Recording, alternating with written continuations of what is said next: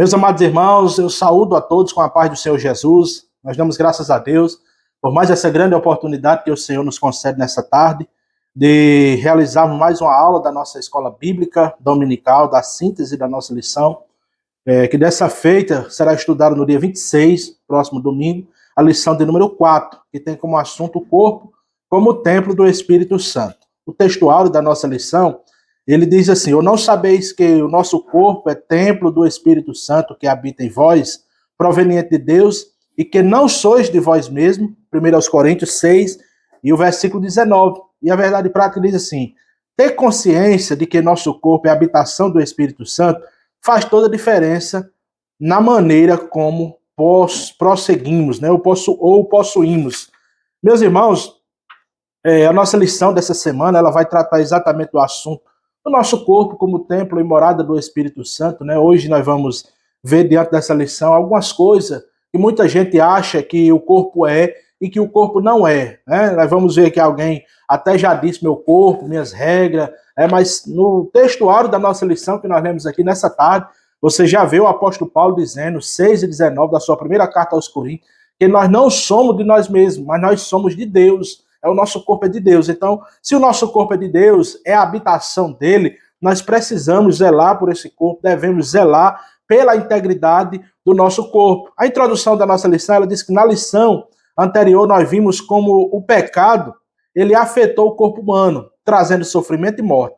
Mas vimos também que a obra redentora de Cristo é poderosa para restaurar todas as coisas, e que inclui a redenção também do nosso corpo, chamado matéria corrompida. Está lá em Romanos 8:23, onde o apóstolo Paulo diz que todos os pecados destituídos estão da glória de Deus, né? Nesta lição, estudaremos a respeito do corpo como templo do Espírito Santo e enfatizando a sua importância e a necessidade de cuidados, principalmente quanto à nossa santificação. Então, meus amados irmãos, o texto bíblico em apreço que se encontra na carta de Paulo aos Coríntios, capítulo 3, versículo 16 ao 17, e o capítulo 6 e os versículos 15 ao 20. Então, se quiser estudar aí na sua casa, lê na sua casa aí, tá certo? A gente não lê aqui porque fica muito grande, fica muito extenso, e o foco aqui nosso aqui é mostrar os principais pontos da nossa lição nessa tarde para todos vocês, tá certo? Então, o primeiro ponto da nossa lição, ele trata aqui o corpo como propriedade e habitação divina. Meus irmãos, o nosso corpo, além de ele ser o templo e morada do Espírito Santo, ele é uma propriedade divina, onde Deus se utiliza dele para fazer a sua obra. Tendo em vista que a obra de Deus é a evangelização, a pregação do evangelho, a oração, são exercícios bíblicos, né, irmão? Que nós praticamos através do nosso corpo. Então nós somos, além de ser propriedade peculiar de Cristo, nós também somos habitação divina. Ele toda a vida desejou habitar no ser humano, né? Por exemplo, Jesus, o seu nome era chamado Emanuel. E o que é que significa Emanuel? Deus conosco, né? Se você observar, meus irmãos, Deus conosco. Nós somos feitos de quê? Nós somos feitos de barro. Então, Deus dentro do barro, meus irmãos. Deus dentro do barro. Emanuel quer dizer Deus conosco, pode ser Deus dentro do barro, né? Deus dentro de nós. O primeiro subponto, a lição é composta por 3 importantes pontos. O primeiro é corpo como propriedade e habitação divina. O segundo ponto, ele trata do corpo como tabernáculo. E o terceiro ponto, ele trata do cuidado do templo do Espírito, né? Então, o primeiro ponto aqui da nossa lição trata exatamente da propriedade da habitação divina com o seu primeiro subponto, comprados e selado. Então ele diz que assim como o espírito e a alma, né, o nosso corpo também foi comprado por Cristo e tem o selo do Espírito Santo. Glória a Jesus por isso. Isso nos torna propriedade de Deus em todos os aspectos, inclusive no físico, que é literalmente o templo e santuário. Como Jesus prometeu aos discípulos, e eu rogarei ao Pai, e ele vos dará outro consolador para que fique convosco para sempre. O Espírito da verdade, né, que habita convosco e estará em vós. A expressão habita convosco e estará em vós indica 2 estados distintos.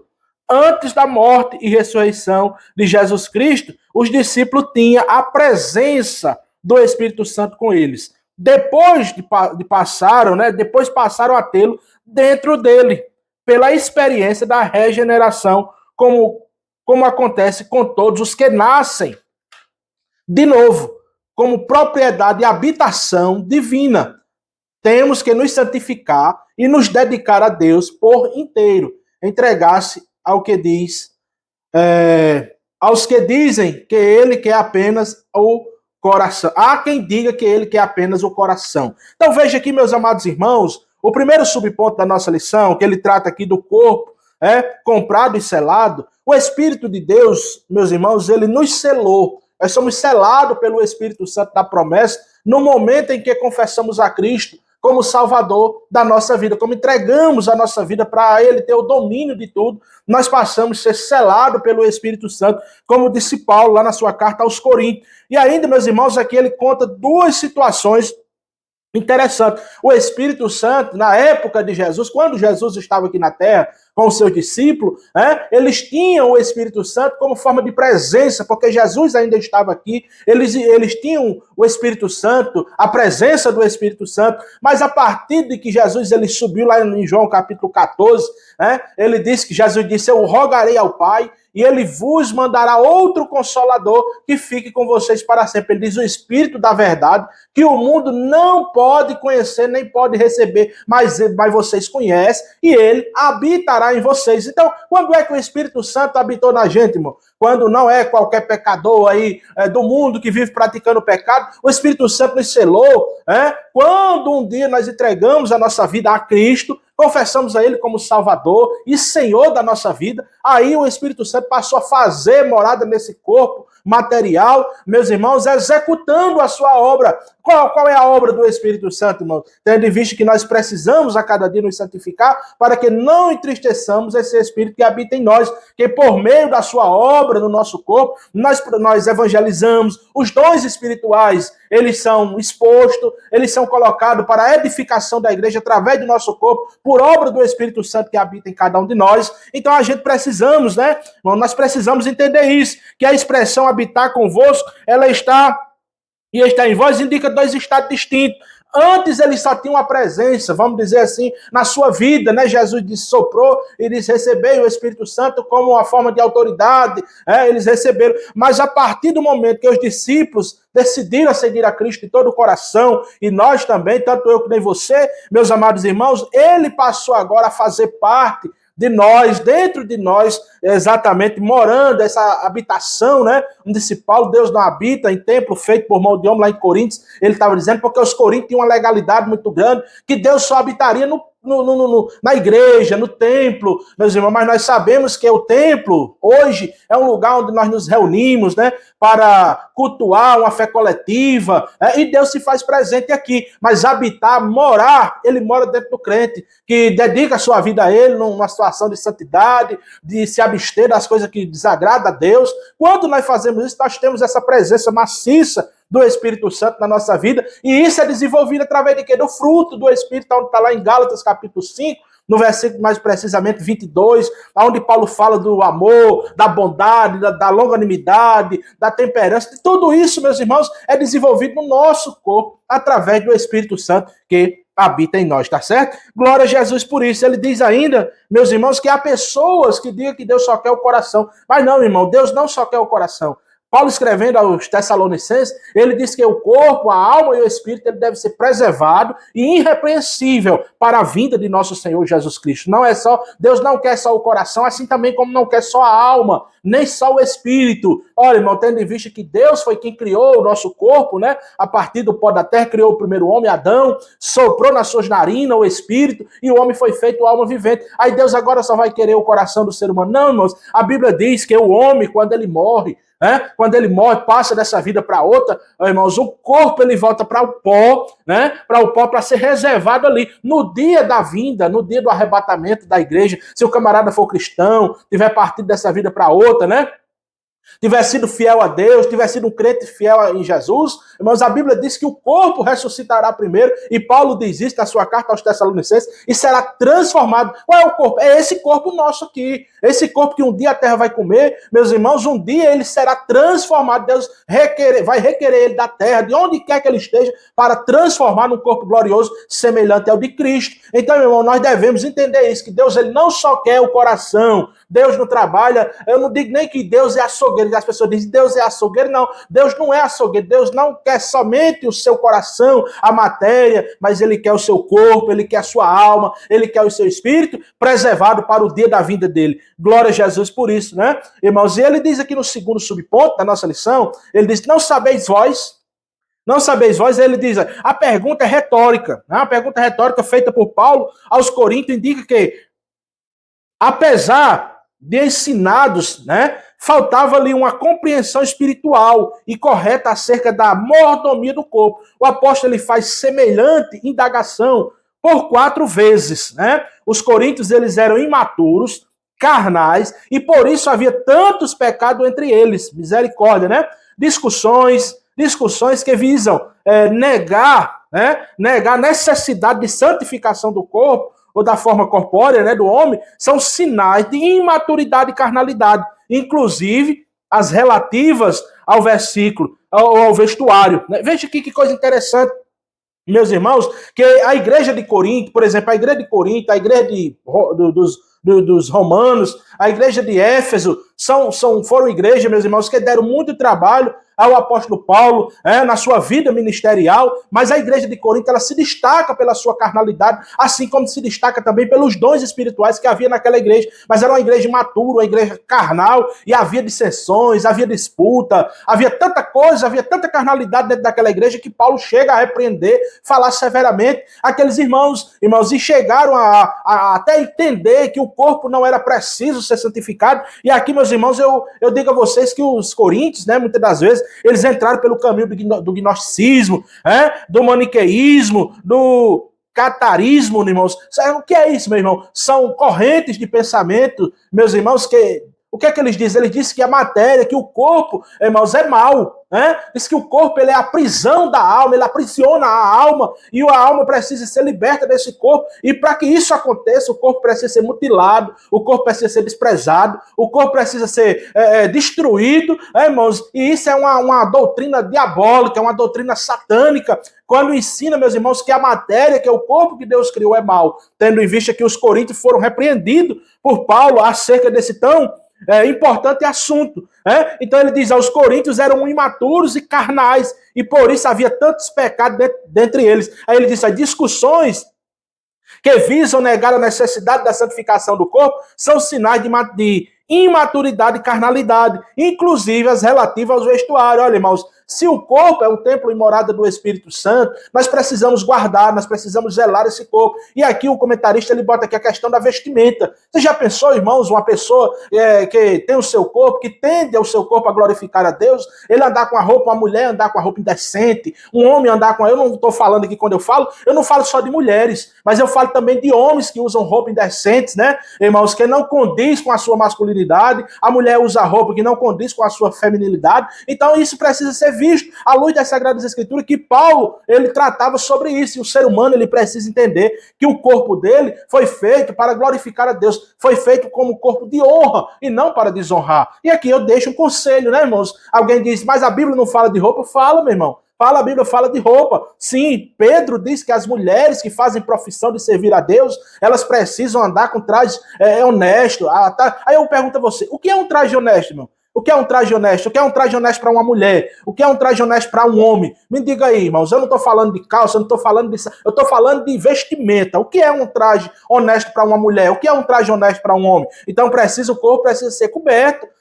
Se roupa não fosse tão importante, irmão, lá no Jardim do Éden, quando Adão comeu do fruto, né, proibido, que se cobriu, logo soube que estava nu, e se cobriu com a folha lá de algo, irmãos, e quando Deus veio, a Bíblia diz que Deus mata um animal, pega aquela pele ali e cobre o ser humano ali. Olha, irmão, se fosse para o homem viver nu e a mulher andar nu no meio da rua, Deus não tinha feito, não tinha coberto o homem, tinha dito, agora vocês vão andar aí no meio do mundo, como espírito zombeteiro, do jeito que vocês quiserem, e pronto, e está resolvido o problema. Não, mas Deus logo tratou, e ali tem uma aplicação espiritual do Cordeiro de Deus, que mais tarde tiraria o pecado do mundo, cobriria o pecado cometido pelo homem lá no Éden. Mas Deus cobriu a nudez do homem do primeiro casal ali no Éden. Então é muito importante que você saiba disso, meus amados irmãos.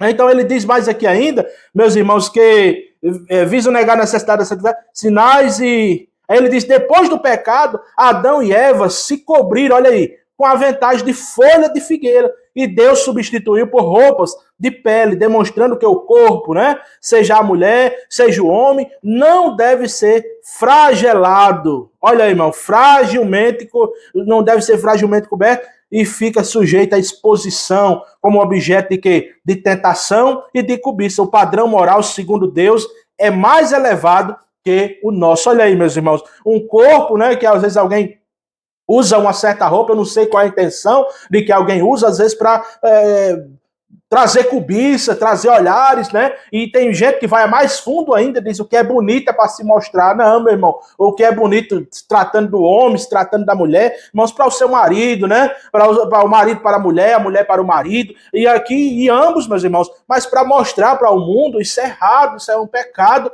que Deus, ele condena, meus irmãos, ele condena. Então, a mulher pode se vestir para o seu marido da maneira que ela achar bem melhor, o seu marido para a sua esposa, irmãos, mas quando se usa algo lá fora, extravagante, o exagero, né, para trazer olhares, para alguém falar, trazer escândalo, trazer escárnio, alguém diz assim, fulano não é crente, e cicrano não é crente, aí fica blasfemando as coisas de Deus por causa do mau comportamento de algumas pessoas. Então nós precisamos entender que o seu e o meu corpo são templos e morada do Espírito Santo, e ele precisa ser guardado, ele precisa ser preservado, ele precisa ser exatamente cuidado para que a gente não venha cair exatamente nessas tentações de viver uma vida dissoluta, irmãos, mostrando que não é para as pessoas, tá certo? Então, nosso corpo é templo e morada do Espírito Santo, e ele, além de nós sermos propriedades peculiares de Deus, nós também somos a habitação do seu Santo Espírito, tá certo? E o terceiro subponto, meus amados irmãos, ele diz propriedade e domínio. Olha aí, ele diz mais aí, o detentor da propriedade, ele deve também ter o domínio dela. É verdade, olha aí, irmãos, o detentor da propriedade, quem é dono da propriedade, ele também precisa ter o domínio sobre aquela propriedade. Não adianta eu dizer assim, eu sou de Deus. Veja que Paulo, né, vou voltar aqui na igreja de Coríntios. Havia lá na igreja de Coríntios, irmãos, acepção de pessoas, e havia também alguns que diziam, eu sou de Paulo, outros diziam, eu sou de Cefas, outros diziam, eu sou de Apolo, e outros diziam, eu sou de Jesus. Agora, se você perguntasse a mim, dizer, quem eram os piores lá na igreja de Corinto? Eram os que diziam que era de Jesus. Então tem gente, irmão, que diz, eu sou de Deus. Eu sou de Deus, eu já conheço Jesus. Mas quando você olha para o procedimento, o comportamento de determinadas pessoas, você vai dizer, não, senhor, olha, Jesus uma vez, ele censurou exatamente os fariseus por causa disso que eu estou falando com vocês. Jesus disse, olha, vocês, ele disseram, nós temos por pai Abraão. E Jesus diz, vocês, com um comportamento ridículo desse, vocês têm por pai o diabo e quereis satisfazer a vontade do seu pai. Então, alguém que diz que é de Deus, alguém que diz que cumpre a lei de Deus e anda com comportamento e diz que ninguém manda na minha vida, faço do jeito que eu quiser, digo o que eu quiser. Olha, irmão, quem é de Cristo, quem fez profissão de seguir a Cristo, ele não diz o que quer, ele não faz o que quer, ele não fala o que quer, porque ele tem um dono e o dono dele é o Espírito Santo. Então, ele fala pelo Espírito, age pelo Espírito. Lembra quando Paulo, ele disse assim, olha, se comemos, se bebemos, ou se fizermos qualquer outra coisa, façamos tudo para a glória de Deus. Então, tudo que nós fazemos por meio do nosso corpo, devemos perguntar a nós mesmos, isso glorifica a Deus? Isso é para a glória de Deus? Se for para a glória de Deus, eu faço. Se não for para a glória de Deus, eu rejeito. Certo, irmãos? Então, nós precisamos saber disso, meus amados irmãos. Então, ele diz mais aqui ainda, né?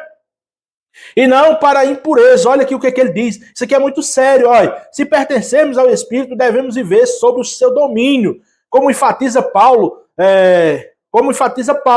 nosso corpo é para o Senhor e não para as impurezas. Olha aí, meu irmão. Somos membros de Cristo, templo do Deus vivente. Por isso, o pecado contra o corpo ofende gravemente a santidade de Deus e produz terrível sofrimento. Irmão, quando isso acontece, confissão, quando não acontece confissão, condiz com uma verdadeira e completa. Quando isso acontece, quando há uma confissão do pecado, do erro do camarada, o comentarista ele bota aqui que há uma completa restauração. Por exemplo, às vezes o camarada ele peca, irmãos, ele peca por causa de algo.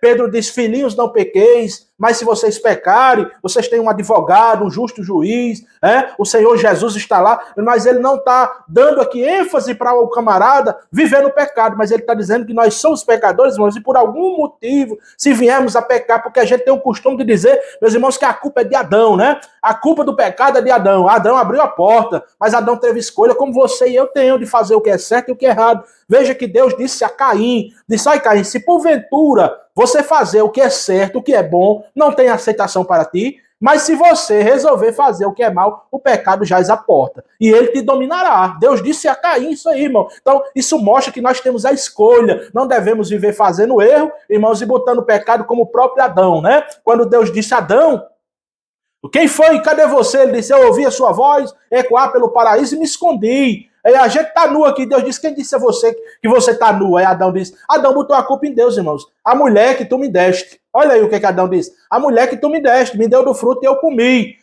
Botou a culpa em Deus. E até hoje, irmãos, essa culpa nunca chegou à pessoa certa. Se perguntaram a mulher disse que foi a serpente, talvez Deus tivesse perguntado a serpente tinha dito que era outra, e assim, e a culpa nunca chegava a quem realmente cometeu o erro, porque isso é do ser humano, irmãos. Vem impregnado do ser humano essa maldade de se desculpar, de não assumir a culpa do pecado. Mas ele está dizendo aqui, meus irmãos, que quando o camarada peca sem ser deliberadamente, quando ele peca de uma forma não positiva, vamos dizer, não dolosa, mas culposa, e ele reconhece o seu pecado, pede perdão a Deus, meus irmãos, aí há um processo exatamente de cura na vida desse camarada. Tiago, ele diz lá nos capítulo 5, versículo 16, ele diz, se tem alguém doente entre vós, chama os presbíteros da igreja, e esses vão orar, e diz mais, irmãos, se esse tiver cometido algum pecado, esse será curado. Se a doença for a causa, se o pecado for a causa daquela enfermidade, através da oração dos presbíteros, da confissão do camarada doente, meus irmãos, será perdoado os pecados e o camarada será restabelecido a sua saúde. Então, meus irmãos, quem tem o domínio, quem tem a propriedade, ele também precisa ter o domínio da sua propriedade. Nunca abra sua boca e diga, olha, o corpo é meu, eu faço o que eu quero, ninguém manda na minha vida, meu irmão. Isso aqui é muito pesado e, assim, é até aceitável, vou dizer assim, para alguém que vive lá no mundo e não confessa a Cristo como Salvador, mas um cristão que se diz cristão, eu vou falar aqui muito sério, que um cristão, vou dizer assim, um católico, que pratica na igreja católica, ou em qualquer outra denominação, e ele abrir a sua boca e dizer que o corpo é dele, ele faz o que ele quer. Então pronto, se o corpo é seu, então Cristo não habita em você, então Cristo não tem domínio sobre a sua vida. Olha, irmãos, é uma grande diferença. Lembra? Todos os apóstolos, na hora da ceia do Senhor ali, quando estava com Jesus, Jesus disse, um de vocês há de me trair. E alguém disse, é eu, Senhor. Os discípulos ficaram um após outro, é eu, Senhor, é eu, Senhor. Mas quando chegou na vez do traidor, de Judas, Judas, porventura sou eu, Rabi? Você sabe, Rabi é mestre, você sabe o que é que isso explica pra gente, irmãos, que quem tem Jesus como Senhor da sua vida, deixa ele dominar a sua vida. Mas Judas não tinha Jesus como Senhor da sua vida. Judas tinha Jesus como mestre. Como Nicodemos, lembra que como Nicodemos foi ter um encontro com Jesus e disse, mestre, bem sabemos que tu és mestre vindo de Deus, porque ninguém pode fazer os sinais que tu fazes se Deus não for com ele. Então Nicodemos via Jesus como mestre, assim como Judas, mas os discípulos que viam Jesus como Senhor e Salvador da sua vida, tinham os seus espíritos, o seu corpo dominado pelo Espírito Santo. E nós precisamos também, exatamente, meus irmãos, deixar ser dominado pelo Espírito de Deus, para que ele habite em nós, para que ele cuide de nós, para que ele nos oriente, nos guie, para que um dia nós possamos estar na eternidade com o Senhor, nosso Deus, tá certo? Segundo ponto da nossa lição, corpo como tabernáculo, o portador da presença, é o primeiro subponto. Aí ele diz assim, aqui uma das figuras aplicadas ao corpo no Novo Testamento é o tabernáculo, Paulo e Pedro, eles usam essa linguagem metafórica. Estamos ainda nesse tabernáculo. 2 Coríntios 5:4, brevemente, hei de deixar este tabernáculo. 2 Pedro 1:14. Isso nos remete ao Antigo Testamento, ao tabernáculo de Moisés. E me farão um santuário e habitarei no meio de vós. Isso solidifica também o entendimento do corpo como portador da presença de Deus. O Todo-Poderoso decidiu viver em nós uma frágil habitação. Olha aí, irmãos, quando fala aqui do corpo, como tabernáculo, isso nos remete ao Antigo Testamento, lá no deserto, quando Deus mandou Moisés, meus irmãos, fazer um tabernáculo no deserto ali, meus irmãos, para que a presença dele habitasse com o povo, E é interessante, meus irmãos, que o nosso corpo, tanto Paulo como Pedro, ele faz referência, chamando o nosso corpo de tabernáculo, né, irmãos? E é interessante que o tabernáculo no deserto, ele também é tripartida, vamos dizer assim. Você lembra que Deus, meus irmãos, ele construiu, mandou Moisés construir o tabernáculo ali no deserto, e o tabernáculo ele tinha três partes importantes. Ele tinha o pátio, ele tinha o lugar santíssimo, e ele tinha também o lugar santo dos santos, aonde a presença de Deus, através da Arca da Aliança, se manifestava ali. No pátio que entrava as pessoas que sacrificavam normalmente, irmãos, no lugar santo entrava o sacerdote, escute isso, o sacerdote ele entrava para ministrar ali, e no lugar santíssimo, né, que era uma cortina que fazia essa separação, adentrava o sumo sacerdote uma vez por ano, para sacrificar pelo povo ali naquele lugar. Então o tabernáculo ele foi construído no deserto, com a finalidade da habitação de Deus habitar ali através da Arca da Aliança no meio do seu povo. Como eu já disse no começo da minha fala, todo tempo, irmão, Deus quis habitar no meio do seu povo, no meio do povo de Israel, no meio da sua igreja. Deus precisa, é bem verdade que hoje, através, irmão, dos muitos escândalos, dos muitos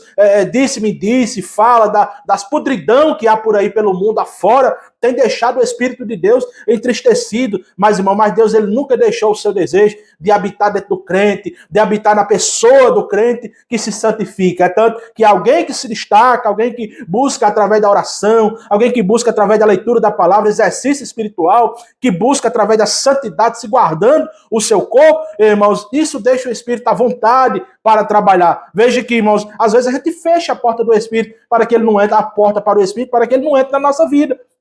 Lá em Apocalipse, capítulo 3 e 20, está escrito ali, não é para descrente não, irmão, ali é para crente. Ali era escrito a uma das igrejas da Ásia Menor. Então o que é que diz lá em Apocalipse 3 e 20? Eis que estou à porta e bato. Se alguém ouvir a minha voz e abrir a porta, eu entrarei na sua casa, cearei com ele e ele comigo. E como é que nós fechamos a porta, irmãos, para o Espírito Santo? Com o mau comportamento, com o pecado que reina no nosso corpo. E Paulo chega a dizer isso aos romanos, ele diz, portanto, não reine no vosso corpo o pecado, não deixe que o pecado reine em vosso corpo, tenha domínio do vosso corpo. Precisamos, meus amados irmãos, nos revestir da presença desse Espírito Santo, para que ele afaste tudo aquilo que é bem verdade, irmãos, que nós sabemos que há uma luta muito grande entre a carne, o desejo, o sentimento de fazer o que é ruim, impregnado desde o Éden, é bem verdade, mas através, meus amados irmãos, da obra do Espírito Santo, disse Paulo, lá em Gálatas capítulo 5, nós podemos amortizar, essa vontade de fazer o que não presta.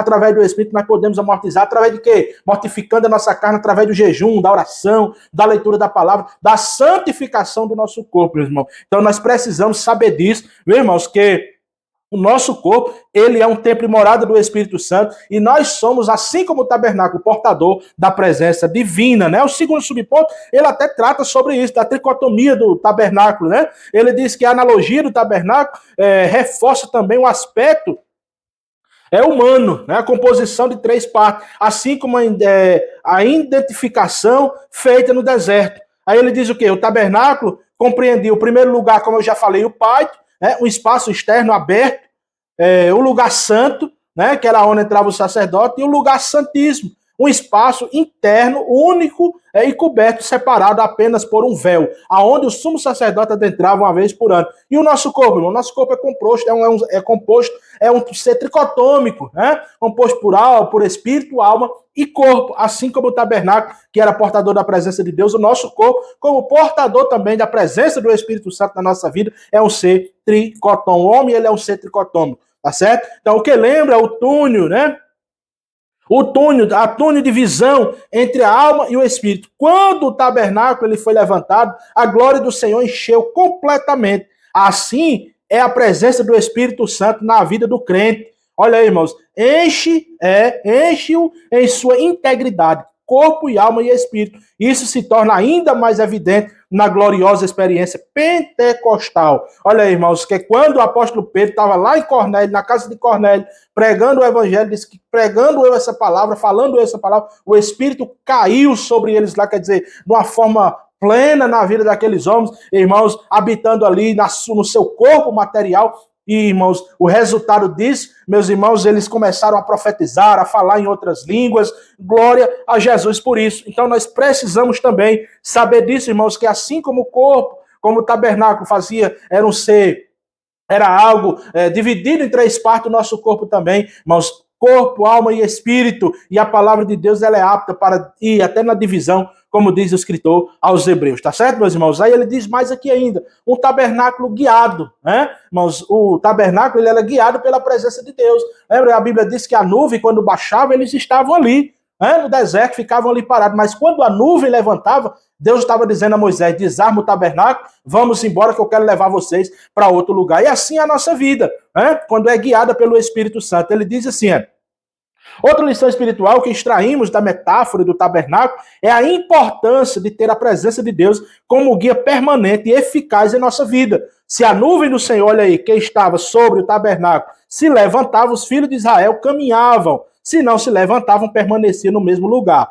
Ser sensível ao Espírito nos livra de indecisões ou de decisões e movimentos errados em nosso viver diário. É melhor seguir a nuvem, quer de dia, quer de noite. Olha aí que coisa interessante, meus irmãos. É melhor seguir a nuvem aqui representada pela presença de Deus, irmãos? E ele diz, mas quando nós somos sensíveis ao Espírito Santo, irmãos, as nossas decisões, ela tende a ser as decisões mais corretas.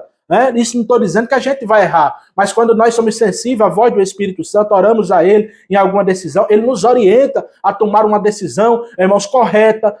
Quando nós dizemos assim, Espírito Santo, toma de conta da minha vida, das minhas decisões, e isso não só de palavra, mas também de atitude, procurando sempre viver em comunhão com Ele, orando, se santificando, irmãos. Então Ele torna o nosso guia, Ele torna o nosso guia. Ele guia a minha vida financeira, Ele guia a minha vida espiritual, Ele guia a minha vida conjugal, Ele guia a minha vida na igreja, Ele guia a minha vida no mundo, no trabalho, em todo canto você será uma pessoa bem-sucedida na sua vida, quando você se deixa ser dominado pelo Espírito Santo e deixa Ele guiar a sua vida, você será um ser, exatamente, irmãos, bem-sucedido, tanto no seu corpo, será um homem de um espírito avivado, será um homem, do homem aqui eu estou falando do gênero, um homem será um espírito bem avivado, uma alma bem santificada nas suas decisões, um corpo bem equilibrado, irmãos, um corpo bem equilibrado. Então tudo isso nós precisamos saber e precisamos exatamente praticar para que o Espírito Santo tenha lugar na nossa vida e nos guie durante a nossa caminhada, enquanto nós peregrinamos aqui nessa terra, tá certo? Glória a Jesus por isso. Então, meus irmãos, esse é o segundo ponto da nossa lição.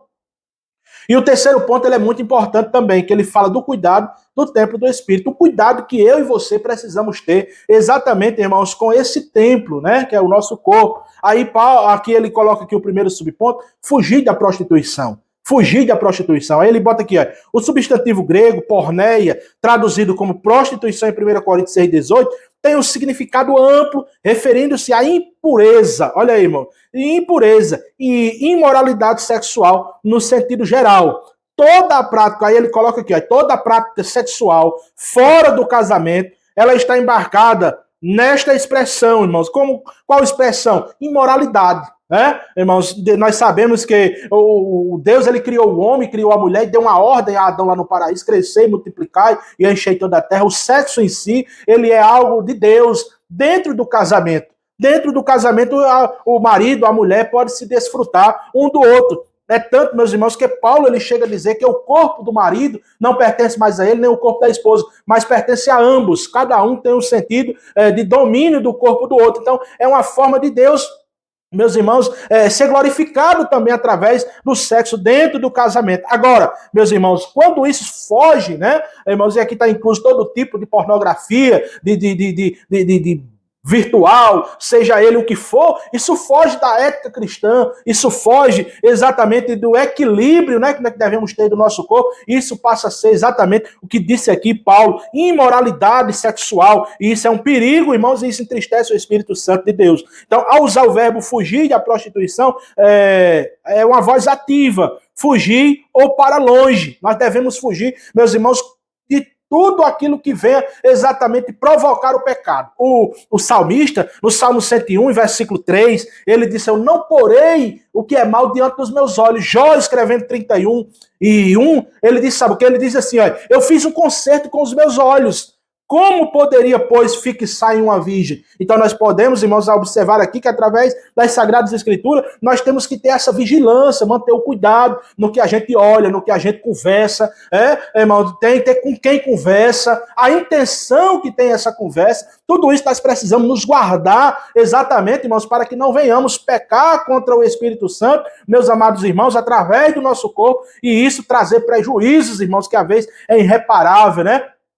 Paulo chega até a dizer que quem se junta com a meretriz faz um corpo com ela, porque, irmãos, quem comete o pecado da sexualidade, do sexo, fora do casamento, a Bíblia diz, irmãos, que quem se junta com a pessoa se torna uma só carne. E no ato do sexual, o camarada adentra, né?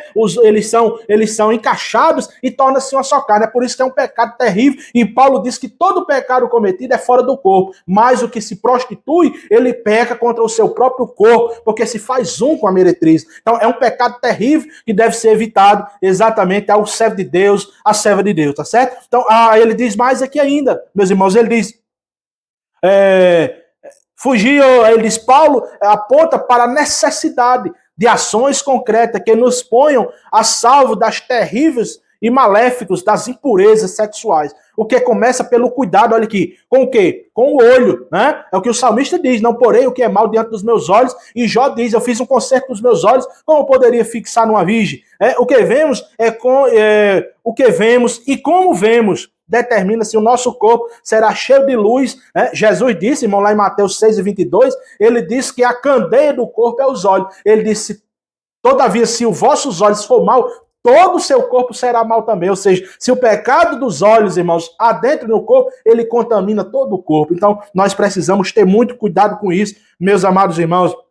Além dos nefastos efeitos espirituais, os pecados sexuais, eles produzem graves consequências físicas e mentais. Irmãos, você sabia disso? São coisas que a gente precisa dizer aos irmãos, precisa falar. Irmãos, o pecado do vício da pornografia, o pecado do vício, tem pessoas viciadas, assim como viciada no álcool, é presa no álcool, não consegue passar um dia sem beber, fica se tremendo, mesmo assim é um vício no celular, é um vício da pornografia. Irmãos, isso tem prejudicado e pessoas têm perdido as suas famílias, porque até o marido, a esposa tem perdido o desejo dentro do seu casamento para se jogar numa tela, no mundo virtual, numa coisa terrível, irmãos, e pessoas têm perdido as suas vidas, o seu casamento, a sua família, por causa desse vício maldito. Então nós devemos vigiar, amados irmãos, a nossa vista, o nosso olhar, as nossas intenções, para que a gente não venha cair nessa desgraça chamada imoralidade sexual. Então, a pornografia, por exemplo, ele diz aqui, irmão, tem se tornado um vício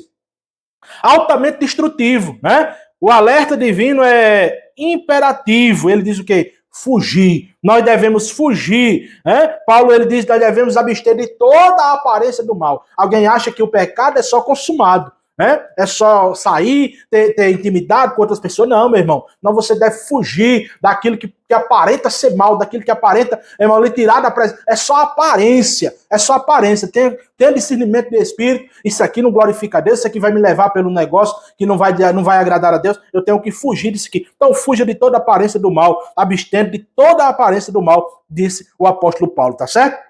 O segundo subponto, disciplinas espirituais. Nós, como servo de Deus, e como templo do Espírito Santo, que ele habita em nós precisamos exatamente também, irmãos, ter essa disciplina espiritual, né? O que ele diz aqui, ó? Para uma vida espiritual plena, como templo do Espírito Santo, não basta que os membros do corpo deixem de ser instrumento do pecado. Não, irmão. Não basta somente eu me afastar do pecado. É preciso apresentá-los, olha aí, apresentar o quê? O nosso corpo, apresentá-los a Deus como um instrumento de justiça, né? E culto em sacrifício vivo, santo e agradável a Deus. Paulo diz lá em Romanos 12, que o nosso culto racional é apresentar o nosso corpo como sacrifício vivo, santo e racional perante ele. É por meio do corpo, meus irmãos, é por meio do corpo que praticamos as mais importantes disciplinas da nossa vida, da nossa vida espiritual, como o jejum, a oração, o estudo da palavra, irmão, de Deus, que são fundamentais para uma contínua e fluente agência do Espírito Santo em nosso ser interior. Vê, irmãos? Olha que coisa maravilhosa, irmãos. O crente, ele precisa ter essa disciplina. Às vezes, aí o celular tá aí, irmãos, para provar que hoje as pessoas não é o tempo. Às vezes nós passamos 1 hora, 2 horas, 3 horas no celular, irmãos, e cadê a disciplina espiritual? Nós somos bem disciplinados, às vezes, no trabalho, nós não faltamos o nosso trabalho, nós não faltamos às nossas obrigações no nosso lar como esposo, nós não faltamos à nossa obrigação como pais que somos ou como mães que vocês são. Nós não faltamos essas obrigações. Temos essa disciplina todo dia e eu trabalho. E a disciplina espiritual? E o alimento do espírito? E o jejum, onde mortifica a carne? E a oração, a conversa com Deus? E a leitura da palavra para lhe tornar sábio, para lhe tornar santo? Cadê? Então nós precisamos despertar para isso, meus irmãos, que nós precisamos ser disciplinados espiritualmente para que o nosso espírito seja alimentado e nós não venhamos cair na tentação do diabo e pecar contra o Espírito Santo de Deus e nos afastar deles, tá certo? Precisamos sim disso, desse exercício espiritual, dessa disciplina. Aí ele diz mais aqui ainda, irmãos, olha, que são fundamentais para uma contínua e fluente agência do Espírito de Deus em nosso interior. Ele nos guia em toda a verdade, produz em nós o seu fruto, nos capacita para servir a Cristo e habita em nosso coração como penhor da nossa eterna redenção. Glória a Deus por isso, glória a Deus por isso. Agora, tudo isso, irmão, só é possível se nós nos guardar da corrupção deste mundo.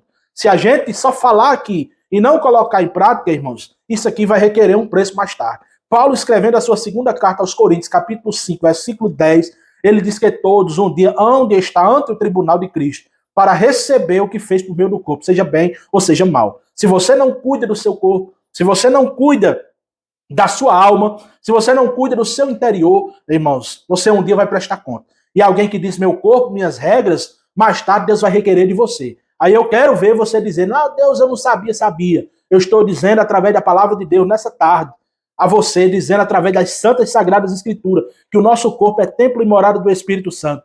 E é proveniente de Deus. E você não pode destruir o corpo de Deus. Paulo disse, se alguém destruir o corpo de Deus, o templo de Deus, Deus o destruirá também. Tenha cuidado, meu irmão, com essas vozes. Tenha cuidado, minha irmã, com essas vozes, que você pode andar de todo jeito, pode falar de todo jeito, que Deus só quer coração. Se afaste dessas vozes satânicas que tem trazido perturbação à sua mente, tá certo? Aí o terceiro e último subponto, disciplina corporais. Irmãos, ele faz o fechamento aqui com essa disciplina corporal. Ele diz, é um contracessor ter o corpo como templo do Espírito Santo e tratá-lo sem o devido cuidado, Irmão, dentre esses cuidados estão a quantidade e a qualidade da nossa alimentação. Isso aqui vale para todos nós, irmãos. A qualidade, o que é que a gente está comendo, O que é que a gente está comendo? Às vezes a gente pensa, irmãos, nós nascemos com um dia marcado para morrer, sabia disso? Nós nascemos com o dia certo da gente morrer, mas às vezes a gente adianta esse dia.